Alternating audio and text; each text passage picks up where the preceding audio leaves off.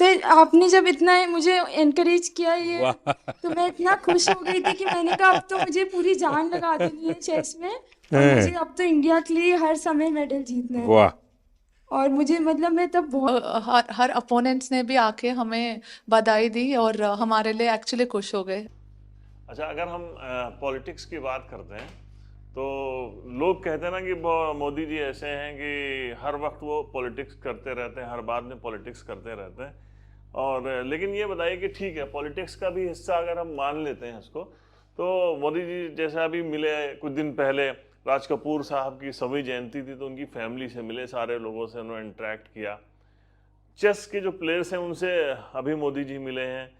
और वो जो चेस चैंपियनशिप जो जीती है, इंडिया ने जीती है, तो उसके बाद वो मिलते हैं, सारे प्लेयर्स से बातचीत करते हैं, इंटरेक्ट करते हैं।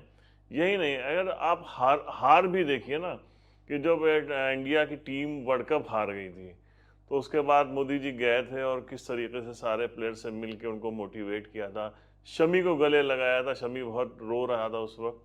तो ये सब चीज़ें हैं जो इनकरेज करती हैं। अब ये आप देखिए, वीडियो देखिए, आपको बहुत अच्छा लगेगा कि जो चेस प्लेयर से वो मिलते हैं। उसके बाद मोदी जी ये भी बताते हैं कि एक बार उन्होंने जब वो गुजरात में उन्होंने चेस चैंपियनशिप कराई थी, और उसमें कितने 20,000 आई थिंक जो है प्लेयर्स उसमें उन्होंने पार्टिसिपेट किया था। तो ये सब चीज़ें बहुत ज़रूरी हैं। आप ये वीडियो देखिए, और जिस तरीके से उन्होंने मोटिवेट किया है प्लेयर्स को, वो बहुत ही ज़बरदस्त है, बहुत अच्छा है। और इससे जो हमारे यूथ हैं, जो यंगस्टर हैं, उनके अंदर भी एक भावना रहती है, यार हम कुछ अच्छा करेंगे, देश के लिए अच्छा करेंगे, तो हमसे पीएम मिलने आएंगे। ये वीडियो देखिए, आपको यकीनन बहुत मज़ा आएगा। सर ये फर्स्ट टाइम इंडिया ने दोनों गोल्ड मेडल जीते हैं और टीम ने जिस तरीके से प्रदर्शन किया है वो बहुत ही बढ़िया था। मतलब 22 में से 21 पॉइंट बॉयज ने और 22 में से 19 पॉइंट गर्ल्स ने, सो टोटल 44 में से 40 पॉइंट हमने लिए। इतना बड़ा बढ़िया प्रदर्शन आज तक पहले कभी नहीं हुआ। कभी नहीं। वहां पर क्या माहौल था? पहली बार हम जीते, सब लोग हमारे लिए भी खुश हो गए बहुत, क्योंकि हमने इतना खुशी मनाया। तो सबने एक्चुअली हर अपोनेंट्स ने भी आके हमें बधाई दी और हमारे लिए एक्चुअली खुश हो गए, even our opponents also. Sir हमने देखा है कि लास्ट कुछ सालों में बहुत सारे जो स्पेक्टेटर्स है वो बहुत रूट कर रहे थे कि दूर दूर से वहां पे सिर्फ देखने आए थे ये मैच को, जो पहले मेरे हिसाब से इतना नहीं होता था।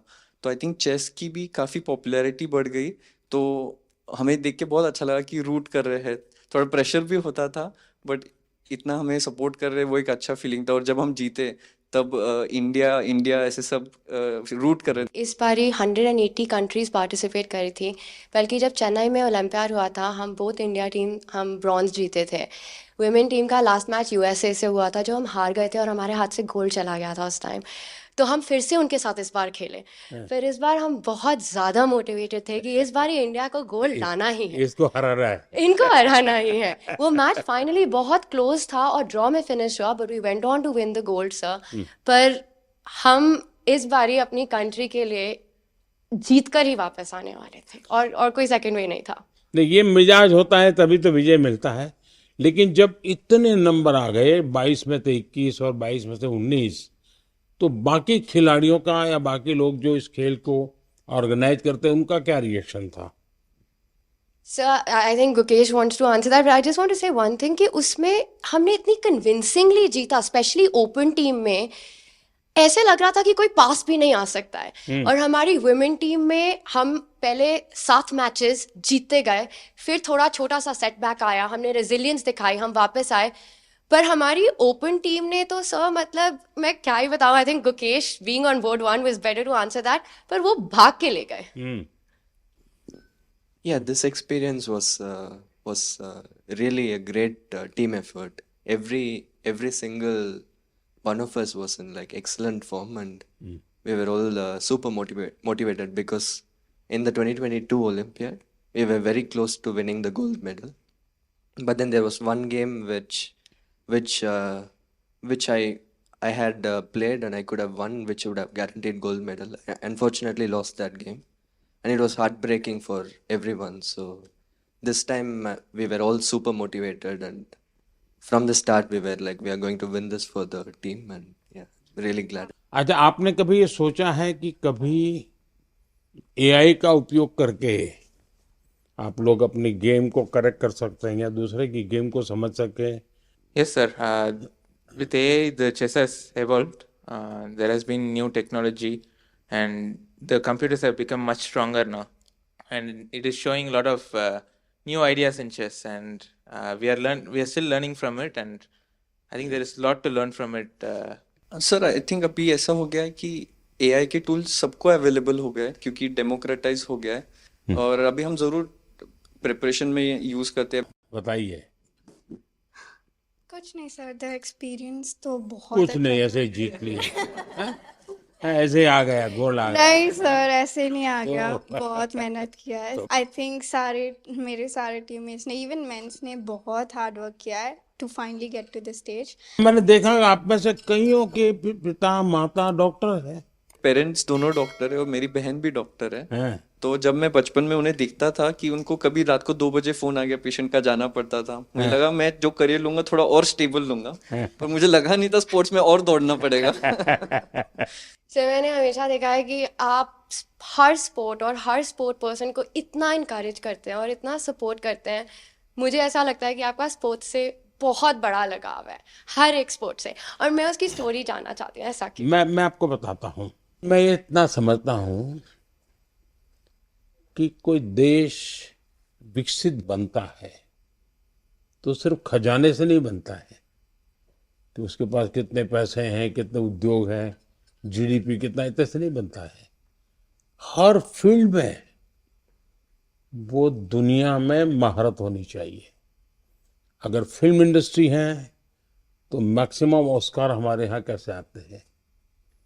अगर साइंटिस्ट हैं या और किसी फील्ड में तो मैक्सिमम नोबेल हमारे पास कैसे आते हैं।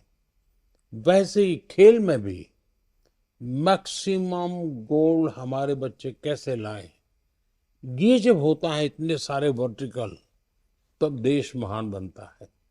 मैं जब गुजरात में था तब भी मैं एक खेल महाकुंभ चलाता था। लाखों बच्चे खेलते थे, उसमें तो मैं बड़ी आयु के लोगों को भी खेलने के लिए प्रेरित करता था। तो उसमें से अच्छे बच्चे आगे आने लग गए। मेरा ये विश्वास है कि हमारे देश के नौजवानों के पास सामर्थ्य है। दूसरा मेरा मत है कि देश में समाज जीवन का जो अच्छा वातावरण बनाना है, तो स्पोर्ट्समैन स्पिरिट जिसको कहते हैं, वो सिर्फ स्पोर्ट्स के खिलाड़ियों के लिए नहीं है, वो कल्चर होना चाहिए, समाज जीवन में कल्चर होना चाहिए। हर रोज इतने बड़े बड़े डिसीजंस लेते हैं, तो आप क्या एडवाइस करेंगे हमारे लिए कि ये प्रेशर सिचुएशंस कैसे टैकल कर सकते हैं? देखिए, कोई भी खेल क्यों ना हो, कोई भी एक्टिविटी क्यों ना हो, फिजिकल फिटनेस बहुत मैटर करती है जी।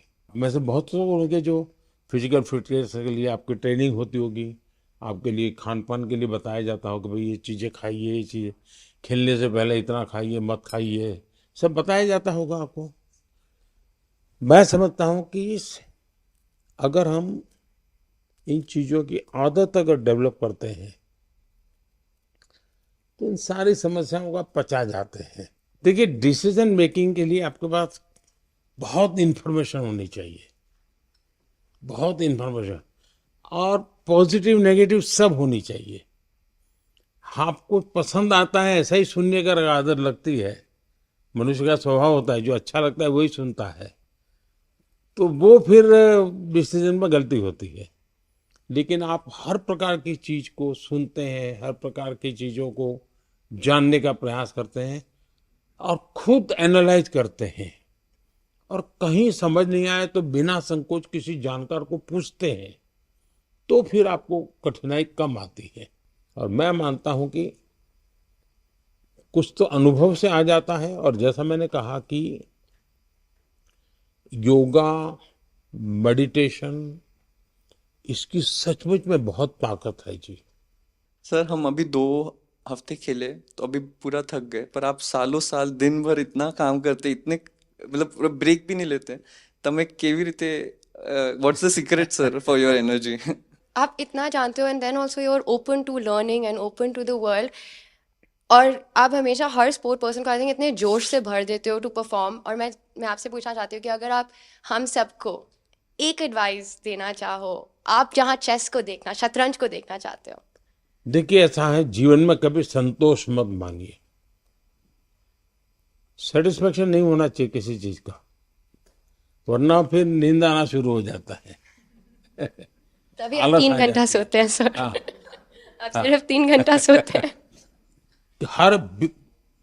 हमारे भीतर एक भूख रहनी चाहिए, बहुत कुछ नया करने की, कुछ ज्यादा करने की।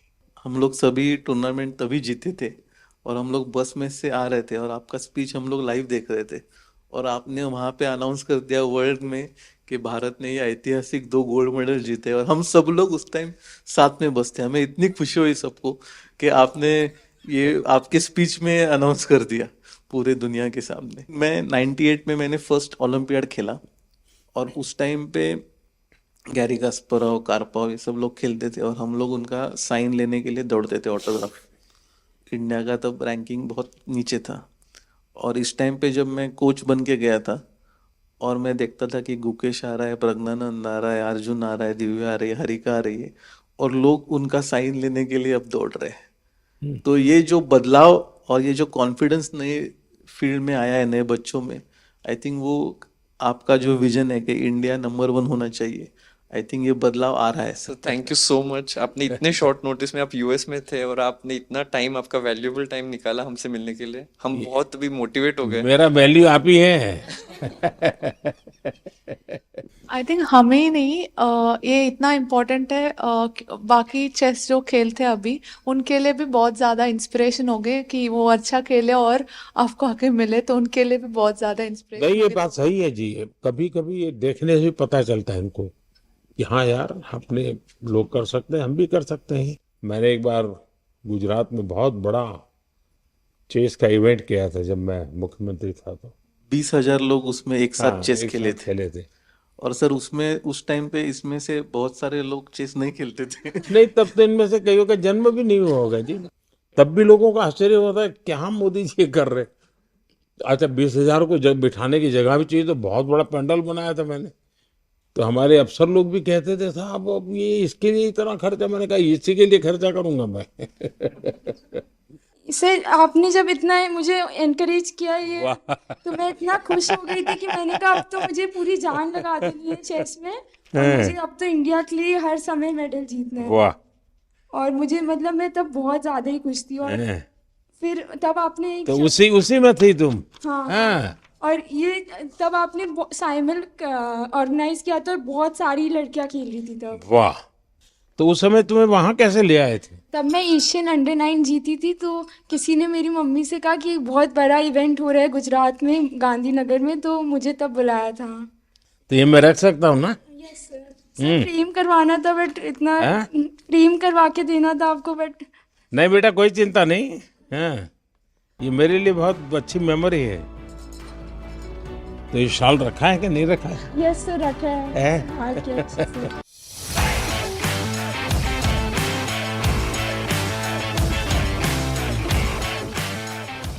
चलिए, मुझे बहुत अच्छा लगा। आप लोगों को मेरी बहुत बहुत शुभकामनाएं हैं। आप खूब प्रगति करिए। तो देखा आपने, पहले हम लोग मिसालें देते थे कि ये देखिए ऑस्ट्रेलियन प्राइम मिनिस्टर है, वो कितना इन्वॉल्व होते हैं, क्रिकेट में इन्वॉल्व होते हैं जाके, और या हॉकी अगर वहाँ टीम जीतती है तो वो इन्वॉल्व होते हैं। लेकिन इसमें आप देखिए मोदी जी लगातार, मतलब वो सारी पॉलिटिक्स करते होंगे, हम उनके ऊपर जब वो पॉलिटिक्स की बातें करते हैं, जो पसंद नहीं आती हैं वो भी कहते हैं, जो अच्छी लगती हैं हम वो भी कहते हैं। लेकिन ये पार्ट यकीनन मुझे अच्छा लगता है मोदी जी का, कि वो जब प्लेयर्स से खासकर मिलते हैं या ऐसे लोग जिन्होंने देश के लिए कुछ किया है, कुछ नाम किया है, उनसे मिलते हैं तो बहुत खुशी होती है। और ये वीडियो देख के मुझे पर्सनली बड़ा अच्छा लगा। आपकी क्या राय है इस बारे में बताना मत भूलिएगा। हमको आपके कमेंट्स का इंतज़ार है।